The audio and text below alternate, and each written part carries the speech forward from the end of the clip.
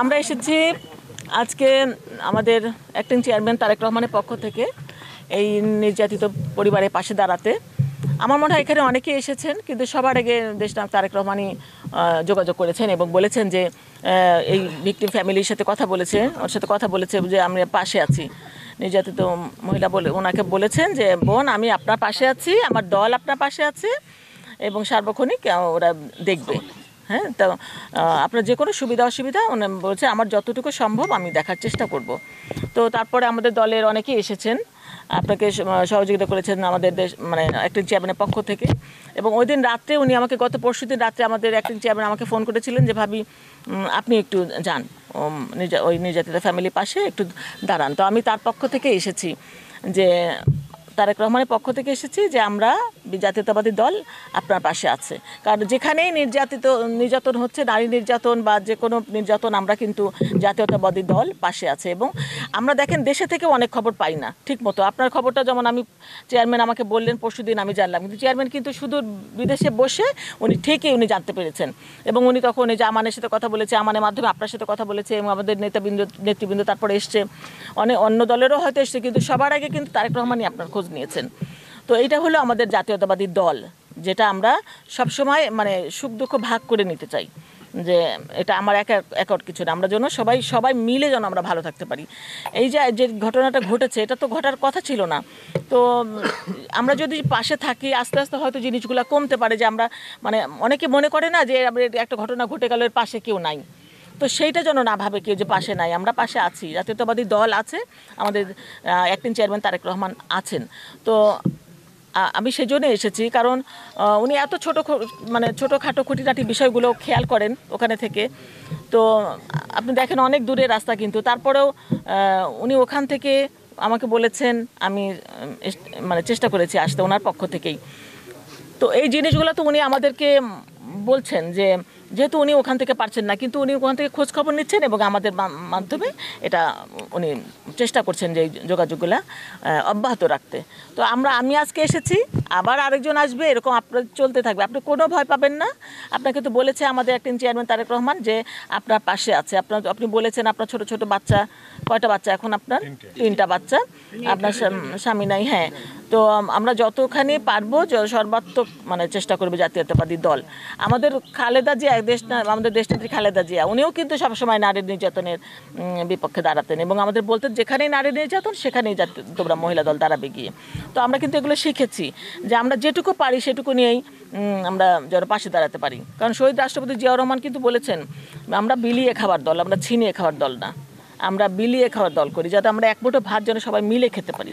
তো সেই দল করি আমরা। সুতরাং আমাদের সুযোগ্য সন্তান দেশনায়ক তারেক রহমান, আমাদের শহীদ প্রেসিডেন্ট জিয়াউর রহমানের দেশনেত্রী বেগম খালেদা জিয়ার, এবং উনি তো আরও বেশি মানে বলিষ্ঠ এবং জ্ঞানীগুণী মানুষ, এবং উনি খুব ভালো বুঝেন যে মানে উনি মানে কখন আসবেন, কি আসবেন, কিন্তু আমরা কিন্তু ফিল করতে পারছি না যে উনি দেশে নাই, তাই না? আমরা কিন্তু সবসময় মনে হচ্ছে উনি আছে, কারণ উনি সব সময় সব খবর আমাদের নিচ্ছেন।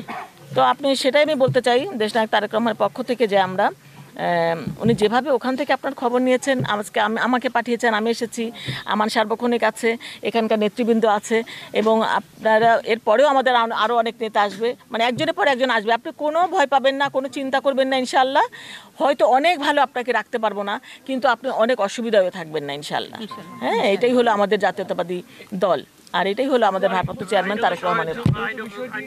এখন তদন্ত চলছে, জি, এই যে মরদেহ উদ্ধারের যে রহস্য, এই উদ্ঘাটনে আপনারা, এটা তো রাষ্ট্রের বিষয়, আইনি প্রক্রিয়ায় যাতে ত্বরান্বিত হয় সে ব্যাপারে আপনারা কি পদক্ষেপ? আমাদের তো অ্যাক্টিং চেয়ারম্যান প্রত্যেকটা জেলায় মহানগরে কিন্তু আইনি সেল করে দিয়েছেন, একটা আইনি সেল করে দিয়েছেন যে আইনি সহায়তা দেওয়ার জন্য এরা, এবং সম্পূর্ণ বিনা খরচে আপনাকে আইনি সহায়তা দেবে। এই এলাকায় যারা আল্লাহ না করুক আর যেন না হয়, তবে যারা হয়েছে তারা আইনি সহায়তা সম্পূর্ণভাবে বিনা খরচে পাবেন। তো আইনি সহায়তা দেওয়া হবে তাদের, এবং তাদের সার্বিক অন্যান্য সহযোগিতাও ইনশাল্লাহ করা হবে। চিকিৎসা যদি লাগে, যেমন আসিয়ার বাবা মানে মানসিক ভারসাম্যহীন, আসিয়ার মা খুব রিকোয়েস্ট করলো আমি অন্য কিছু চাই না, আমার স্বামীর চিকিৎসা করাই দেন। তো আমরা বলেছি যে আমাদের একটা চেয়ারম্যানও বলেছেন যে অবশ্যই তার চিকিৎসার খোঁজখবর, আমাদের তো মেডিকেল সাইডও আছে, আমাদের ডাক্তারও আছে, তারাও দেখবে। এবং বলেছি আমরা যে আমরা কিন্তু করতে চাই, এখন নেওয়ার দায়িত্ব আপনাদের, আপনারা যদি আমাদেরকে মানে মনে করিয়ে দেন বারবার, তাইলে কিন্তু আমরা করতে বাধ্য হবো এটা। হ্যাঁ, তো আপনাদের চিকিৎসা লাগবে বা কি লাগবে সেটা আপনারা বলবেন। এখন তো লাগবে আইনি সহায়তা, সেটা অবশ্যই ইনশাল্লাহ ওরা দেবে, আপনি কোনো চিন্তা করবেন না বোন। সেক্রেটারি নারী শিশুর পিপি হ্যাঁ, ওই যে উনি হলে আইনি সহায়তা দিবে আর কি, সেক্রেটারি। আমি পাশে আছি, আমি ওয়ার্ডের সাবেক দুইবার কাউন্সিলর। আচ্ছা আচ্ছা রাত্র 1:30 থেকে এখনো দৃষ্টির আছে। আচ্ছা, খুব ভালো।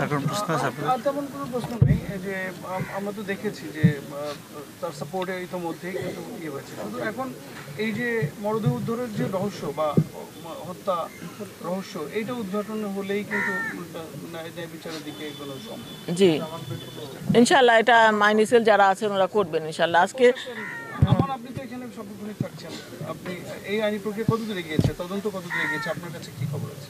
আমাদের মহিলা দলের সভানেত্রী উনি বলে দিয়েছেন অলরেডি।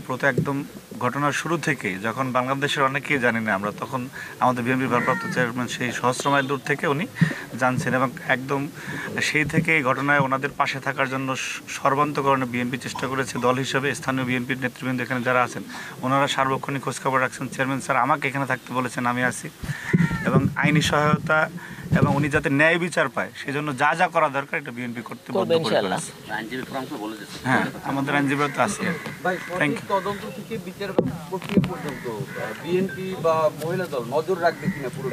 অবশ্যই রাখবে, না রাখলে তো অবশ্যই রাখবে।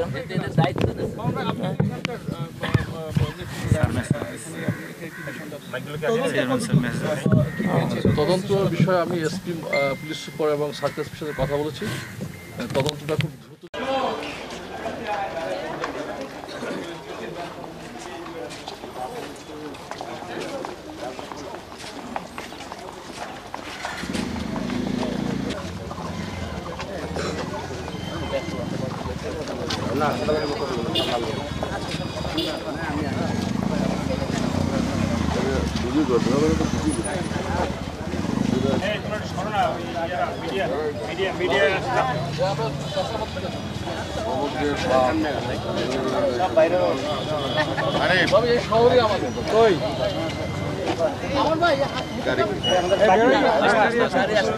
একটু দাঁড়া এখানে একটু দাঁড়াই।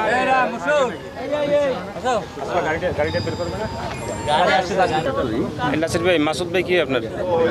মাসুদ ভাই কি আপনার? বড় ভাই, কালকে কথা হয়েছে।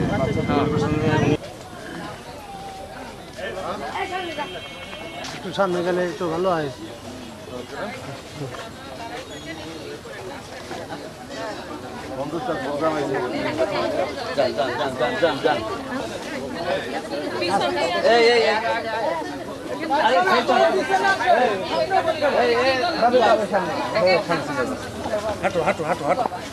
পাশে বসে সাথে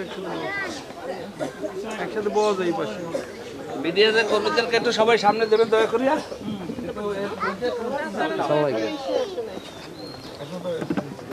ওখানে যা আমাদের একদম সামনে আমাদের বসতে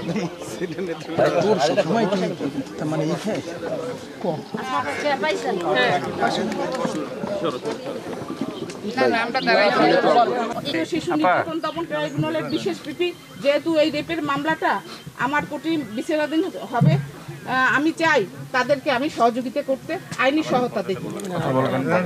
এখন আপনাদের সম্মুখে মহিলা দলের সম্মানিত সভানেত্রী মিসেস আফরোজা আব্বাস এই নির্যাতিত পরিবারের পাশে দাঁড়াতে। আমার মনে হয় এখানে অনেকেই এসেছেন, কিন্তু সবার আগে দেশনায়ক তারেক রহমানই যোগাযোগ করেছেন এবং বলেছেন যে এই ভিকটিম ফ্যামিলির সাথে কথা বলেছে, ওর সাথে কথা বলেছে যে আমরা পাশে আছি। নির্যাতিত মহিলা বলে ওনাকে বলেছেন যে বোন, আমি আপনার পাশে আছি, আমার দল আপনার পাশে আছে এবং সার্বক্ষণিক ওরা দেখবে। হ্যাঁ, যে প্রত্যেকটা ফোন যায়, আপনি সরাসরি ফোন দিবেন, জানাবেন যে কি হলো না হলো। হ্যাঁ, মানে কেউ যদি যোগাযোগ না করে আপনি জানাবেন। এই সব নেতারা আছে, এই যে আমার চেম্বার আছে টাউন হলের আপনি যাবেন, আমি আবারও আসবো। আমরা যখন আসি সবাই বড় বড় কথা বলে যাই, তো পরে খোঁজ খবর নেই না, ওটা কিন্তু আপনি জানাই দিবেন। ঠিক আছে, অনেক ভালো মানুষ। চলো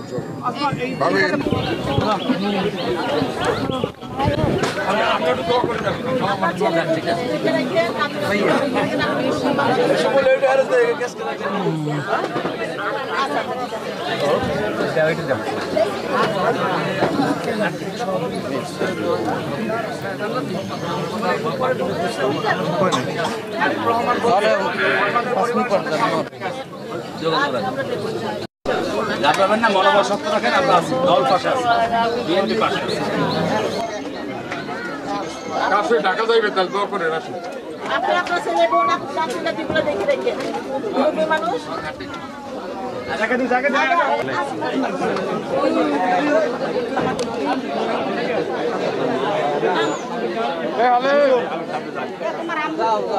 হালিম আইসো খবর লইছেন?